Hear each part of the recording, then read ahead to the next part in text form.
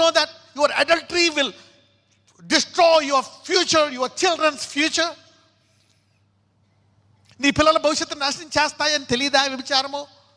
పిల్లలు కనేసావు, వాళ్ళకి ఇన్ని జరుగుతున్నాయి ఇంకా తెలీదా? That wild beast may break them. ఎందుకు she is hardened against her young ones. తన పిల్లలు తనవి కానట్టు అది కఠిన్యము చూపును. దాని కష్టము వ్యర్థమైన దానికి చింతలేదు. పిల్లలు ఏమైపోయినా పర్లేదు, కఠినమైపోయింది హృదయం.